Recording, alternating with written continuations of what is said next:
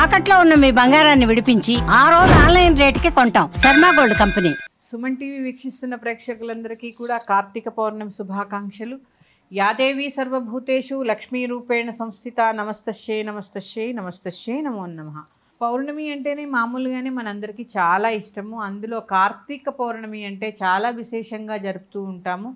చంద్రుడికి కృత్తికా నక్షత్రం చాలా దగ్గరగా ఉన్న రోజు కాబట్టి దీన్ని కార్తీక మాసమని, అలాగే కార్తీక పౌర్ణమని కూడా మనం చెప్పుకుంటూ ఉంటాం.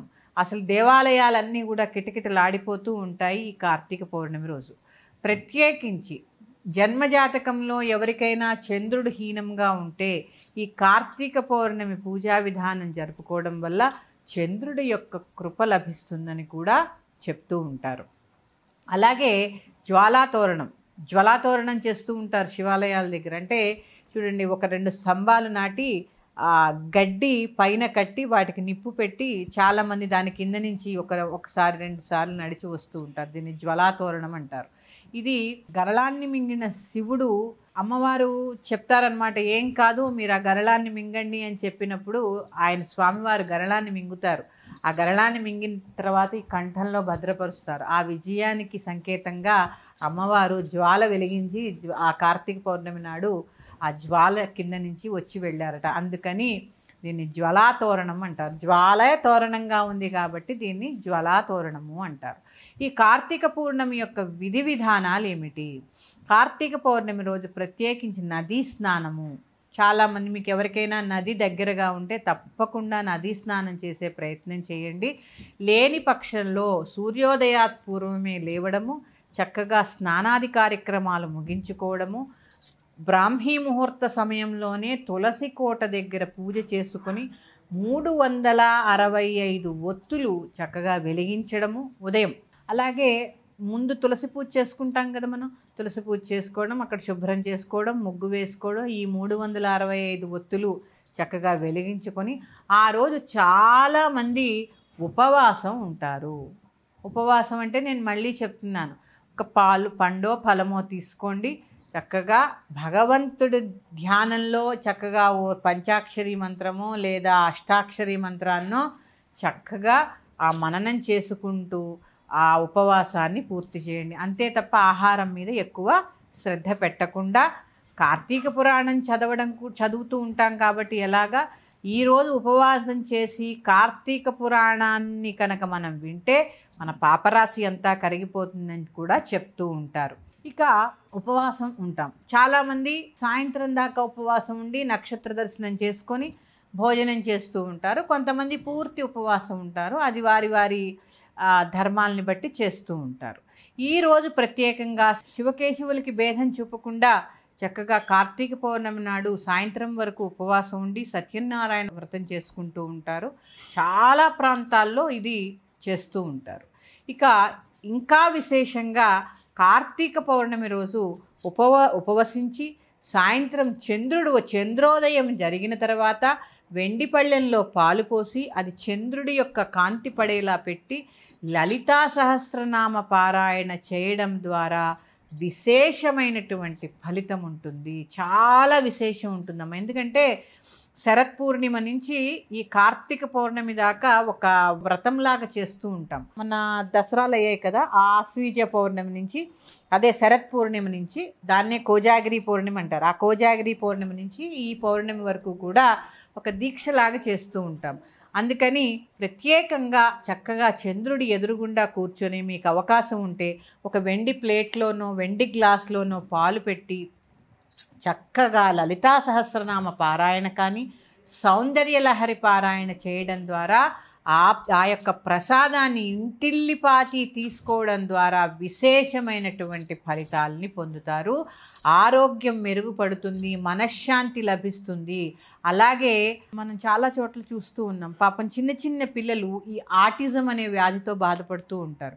అలాంటి వారికి చక్కగా ప్రతి పౌర్ణమికి, కార్తీక పౌర్ణమి రోజు మొదలుపెట్టి ప్రతి పౌర్ణమికి ఆ వెన్నెలలో పాలు పెట్టి లలితా సహస్రనామము అలాగే సౌందర్యలహరి పారాయణ చేసి ఆ పాలని పిల్లలకి తాగించడం ద్వారా చాలా వరకు ఈ వ్యాధి నయమవుతుందని కూడా చెప్తూ ఉంటారు. ఎందుకంటే చంద్రమా మనసో జాతః, పౌర్ణమికి ప్రత్యేకమైనటువంటి రోజు ప్రతి పౌర్ణిమ, పైగా కార్తీక మాసం చాలా విశేషము.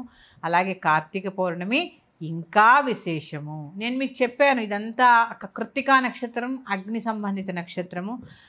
అలాగే అరుణాచలేశ్వరుని తలుచుకోవడము, ప్రత్యేకంగా కార్తీక పౌర్ణమి రోజు రుద్రాభిషేకం చేయడం ద్వారా కూడా సమస్త పాపములు కూడా నశించి మొత్తం సంపదంతా కూడా శివాధీనం. ఎవరైనా ఆర్థిక ఇబ్బందులతో మనం సతమతమైపోతున్నప్పుడు ఈ కార్తీక పౌర్ణమి రోజు కనుక రుద్రాభిషేకం చేసుకుంటే ప్రదోషకాలంలో ఆ యొక్క బాధల నుంచి మనకి ఎంతో కొంత ఉపశమనం ఖచ్చితంగా కలుగుతుంది. అలాగే ఇంకా ఒక్క విశేషం కాదండి, కార్తీక పౌర్ణమి గురించి చెప్పాలి అంటే చాలా విశేషాలు ఉన్నాయి. దీనినే త్రిపుర పౌర్ణమి అని కూడా చెప్తూ ఉంటారు. శివుడు త్రిపురాసురుణ్ణి సంహరించింది కూడా ఈరోజే అవ్వడము చాలా విశేషము. అందుకని చక్కగా సూర్యోదయాత్ పూర్వమే లేవడము, స్నానాది కార్యక్రమాలు ముగించుకోవడము, తులసి పూజ చేసుకోవడము, 365 ఒత్తులు వెలిగించుకోవడము. ఇక్కడ బ్రాహ్మీ ముహూర్తంలోనే జరగాలి, అంటే సూర్యోదయానికి ముందే జరిగిపోవాలి. ఆ రోజు ఉపవసించడము. మీకు వీలుంటే చక్కగా తులసి కోట దగ్గర చేసుకోండి, లేదా దేవాలయానికి వెళ్ళి చక్కగా ఈ 365 ఒత్తులు వెలిగించుకోండి. అలాగే సాయంత్రము దీపావళి రోజు ఎలా అయితే దీపాలు పెడతామో ప్రత్యేకంగా ఈ కార్తీక పౌర్ణమి రోజు దీపాలంకరణ చేస్తూ ఉంటారు. చక్కగా ఇల్లంతా కూడా మళ్ళీ నా నువ్వుల నూనెతో దీపాలు వెలిగించి చక్కగా దీపాలు పెట్టుకోండి. అలాగే చాలామంది కేదారేశ్వర నోములు చేస్తూ ఉంటారు. అది కూడా ఈ పౌర్ణమి నాడే చేస్తూ ఉంటారు. కొన్ని సందర్భాల్లో కొంతమంది ఈ కార్తీక మాసంలోనే సోమవారం నాడు కానీ ఏకాదశి నాడు కానీ అలా వారి వారి వీలుని బట్టి ఈ కేదారేశ్వర నోము కథలో ఎలా ఉంటుందో తెలుసా అండి? శక్తి లేనిదే శివుడు ఏమీ చేయలేడు అని చెప్పి కేదారేశ్వర వ్రతం చెప్తూ ఉంటుంది. అందుకని చెప్పానుగా ఇప్పుడే మీకు అరుణాచలం అంతా ఉంది ఇక్కడ. అరుణాచలం అంటే శివశక్తిమయం అంతా. ఎందుకంటే చాలామంది కేదారేశ్వర నోములు చేస్తూ ఉంటారు. అందరూ చేయాలని ఏం లేదండి, వారి వారి యొక్క సాంప్రదాయాన్ని బట్టి వారి ఇంటి ఆచారాన్ని బట్టి నిర్వర్తిస్తూ ఉంటారు. ప్రత్యేకించి ఈరోజు చక్కగా విశేషంగా లలితా సహస్రనామ పారాయణ మీకు ఎన్నిసార్లు వీలైతే అన్నిసార్లు చక్కగా చేసుకోండి. ఇంటి నిండా చక్కగా దీపాలు పెట్టుకోండి, తులసి పూజ చేసుకోండి. అలాగే ఎవరైతే ద్వాదశి నాడు ఉసిరి దీపాలు వెలిగించుకోలేకపోయారో వారి పౌర్ణమి రోజు చక్కగా మళ్ళీ ఆ ఉసిరి దీపాలని వెలిగించుకుంటారు. అలాగే చక్కగా ఉసిరి పూజ, తులసి పూజ కూడా ఈ పౌర్ణమి నాడు చేసుకుంటూ ఉంటారు. మీకు బ్రాహ్మీ ముహూర్తంలో కుదరని పక్షంలో ప్రదోషకాలంలో చక్కగా అభిషేకాది కార్యక్రమాలు చేసుకోవడం కూడా చాలా విశేషమైనటువంటి ఫలితాల్ని ఇస్తూ ఉంటాయి. అలాగే చెప్పాను కదా, ఖచ్చితంగా ఈరోజు చంద్రుడి ఎదురుగుండా కూర్చొని చక్కగా లలితా సహస్రనామ పారాయణ, అలాగే సౌందర్యలహరి మీకు వస్తే లేదా వినండి. లలితా సహస్రనామం మాత్రం చక్కగా చదువుకోండి. అమ్మ యొక్క కృపకు పాత్రులు కండి. ఈ కార్తీక పౌర్ణమిలో మనం చాలా విశేషాలు చెప్పుకుంటూ ఉన్నామమ్మా. కానీ ప్రత్యేకించి కార్తీక పౌర్ణమి రోజు దానము, దీపదానము, స్వయంపాక దానము, అలాగే అన్నదానం కూడా చేస్తూ ఉంటారు. ఈ దానాల ద్వారా సాలగ్రామ దానాలు చాలా చాలా చాలా విశేషము. ఈ యొక్క దీపదానము, ఉసిరి దీపదానాలు చక్కగా బ్రాహ్మణుడికి చక్కగా స్వయంపాకము, వస్త్రదానము ఇవన్నీ చేయడం ద్వారా ఉపవసించి దానం చేసి చక్కగా లలితా సహస్రనామ పారాయణ చేసుకుని శివాభిషేకం చేసుకొని ఆ ప్రసాదాన్ని నివేదించి భోంచేయడం ద్వారా సకల పాపరాశి కరిగి మనకుండే కర్మలన్నీ, పాపరాశి అంటే చాలా వరకు కర్మ కరిగిపోయి ఆ భగవంతుడి యొక్క కృపకి తప్పకుండా మనం పాత్రులమవుతాము. ప్రత్యేకించి ఎందుకంటే దానాలకి కార్తీక మాసం ప్రత్యేకం కాబట్టి చక్కగా ఒక 10 మంది కలిసి అక్కడ వంట చేసుకున్న ఆ చుట్టుపక్కల వారిని కూడా పిలిచి వారికి భోజనాన్ని వడ్డించి అందరూ కూడా భుజించవలసిందిగా చెప్తున్నాను. ఎందుకంటే ఏ దానానికి లేని ప్రత్యేకత అన్నదానానికి ఉంది. అందుకే చాలా అన్నదానాలు జరుగుతూ ఉంటాయి ఈ కార్తీక మాసాల్లో.